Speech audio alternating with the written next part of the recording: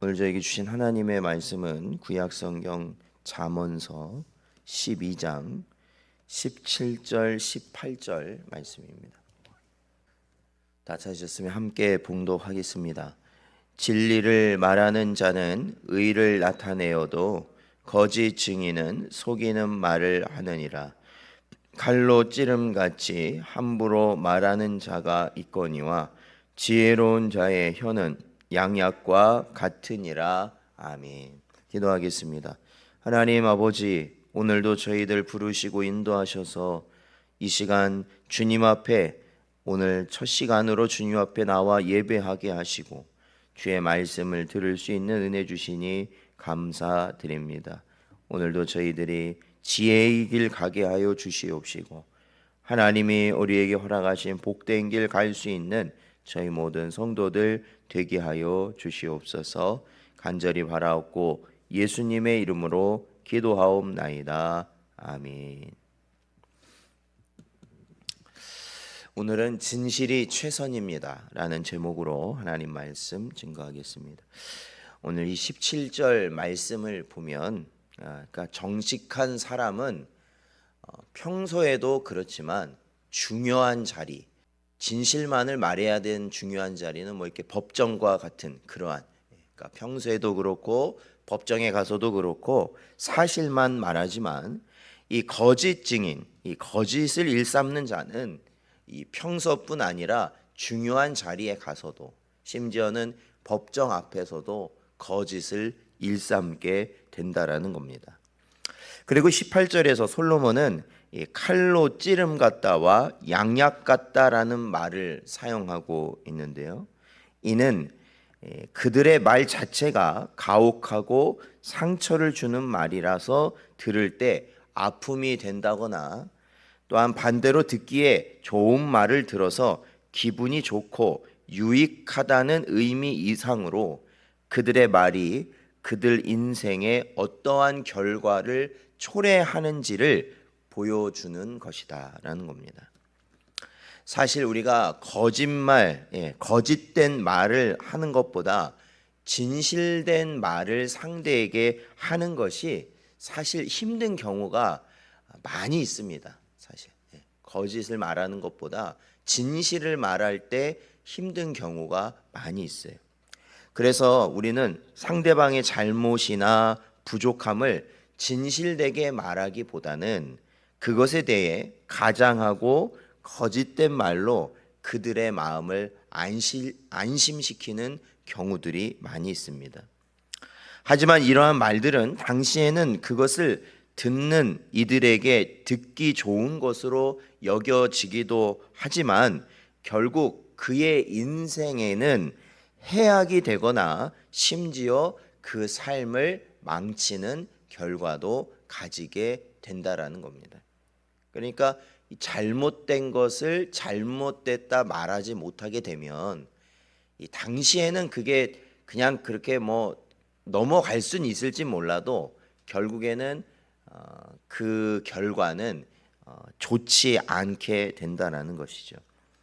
반면 지혜로운 자의 말은 처음 듣기에는 쓰고 달갑지 않아도 결국 그것을 듣는 자들의 인생에는 양약이 되어서 잘못된 생각이나 습관을 바로잡게 하고 위기를 이겨내며 건강하고 복된 인생으로 이끌어 준다라는 것입니다. 에베소서 4장 25절 말씀 보면 그런즉 거짓을 버리고 각각 그 이웃과 더불어 참된 것을 말하라. 이는 우리가 서로 지체됨이라 가르치고 있습니다. 진실을 말하는 것이 힘들지라도 거짓을 말하는 것보다는 현명한 것이며 궁극적으로 말하는 이와 듣는 이 모두에게 큰 유익이 된다라는 것입니다. 우리는 흔히 좋은 거짓말이 있다라고 말합니다. 뭐 하얀 거짓말, 뭐 이런 말이 있잖아요. 때로는 거짓말로 둘러대는 것이 모두를 위해 좋다고도 생각합니다. 그러나 여러분, 거짓은 어떠한 것이라도 결코 좋은 것이 될 수는 없다라는 것입니다. 비록 지금 당장은 임시 방편으로 넘어갈 수 있을지라도 그것은 나 자신과 상대방에게 또 다른 죄의 씨앗이 되고 화가 되어 돌아온다라는 것을 우리는 기억해야 한다는 것입니다. 간혹 보면은 그러한 경우들이 있잖아요. 상대 이렇게 알릴 수 없는 그런 거 있죠. 다 말하기 어려운 그런 거 있습니다. 가족도 마찬가지고 아니면 우리 성도들 사이에서도 마찬가지고 이게 말은 해야 되겠는데 도저히 말할 수 없는 그런 일들이 있거든요. 근데 여러분 그러할 때 우리가 기도 가운데 하나님께서 우리에게 무엇을 말하는 것을 원하시는가라는 것을 하나님의 인도하심에 맡기면서 그 원칙은 뭐냐면 진실을 밝히는 것이 그것이 항상 지금은 좀 어려울지 모르지만 그 나중을 생각하면은 그게 바른 길이다라는 것입니다. 우리가 간혹 드라마나 이런 영화 같은 데 보면 경찰이 이렇게 범인을 잡는 그런 장면을 볼 때가 있습니다. 경찰이 범인을 잡으면 그냥 딱 잡아서 그냥 끌고 가는 게 아닙니다. 잡으면 항상 하는 말이 있습니다. 경찰이 하는 말. 보통 그 미란다 원칙이라는 것을 말합니다. 그때 말하는 가운데 어떤 말을 하냐면 당신의 진술은 법정에서 불리하게 작용할 수 있습니다라는 겁니다. 그러니까 이게 법정이라는 것을 우리들이 항상 생각해야 되지 않습니까? 일단 법정에 서게 되면요, 이것이 뭐 듣기 좋은 말이든 듣기 싫은 말이든 그렇죠? 무조건 어떤 말만 해야 되는 겁니까? 진실만을 얘기해야 되는 겁니다. 그렇잖아요. 이 법정 앞에서는 뭐 상대방의 기분이 어떻고 그게 중요한 게 아닙니다. 이게 기분을 상하게 한다 할지라도 진실만을 얘기하는 것이 바로 법정의 원칙이라는 것입니다. 어떠한 거짓된 증언도 용납될 수 없으므로 듣고 본 것만을 정직하게 이야기해야 되는 것이 법정입니다. 이러한 모습은요, 우리가 하나님의 심판대 앞에 설 것을 상기하고 이 세상을 살아가는 우리 성도의 삶의 원칙이 돼야 되는 것이죠. 그러니까 제가 아까도 진실만을 이야기해야 된다. 비록 지금은 어렵고 지금은 그걸로 인해서 힘든 일을 겪을 수 있을지라도 우리가 진실을 말하는 것을 원칙으로 살아야 된다. 그것은 우리가 항상 누구 앞에서 사는 거라는 것을 깨달으는 겁니까? 하나님 앞에서 우리는 살고 있다라는 것을 깨달아야 된다는 것이죠. 우리는 항상 하나님 앞에 살고 있다. 그래서 하나님의 심판대 앞에 우리가 살고 있다라는 것을 우리가 인식하고 정직하고 진실한 언행심사를 간직하고 살아가는 것이 바로 성도들이다.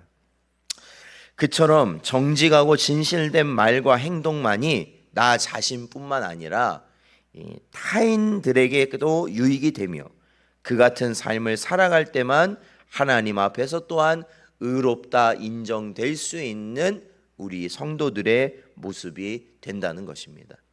그러므로 사랑하는 성도 여러분, 우리가 우리의 판단과 우리의 기준으로 진실을 감추고 거짓을 우리가 말하여서 그 상황을 모면하려고 할 때, 여러분, 이 사람은 그런 게 있잖아요. 사람은 두려움이 있어요. 두려움.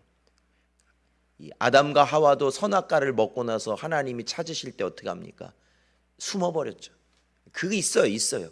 그러니까 자꾸 우리가 뭔가 거짓을 말하는 게 자연스러울 때가 있다라는 것이죠. 그러나 그것이 뭐의 모습이에요? 죄인의 모습이라는 걸 우리는 기억하고요. 그 모습에서 우리가 하나님의 능력으로 우리가 깨어나서 하나님이 우리에게 요구하시는 길을 가야 되는 것이죠. 그것은 어떤 길입니까? 진실의 길로 가는 것입니다.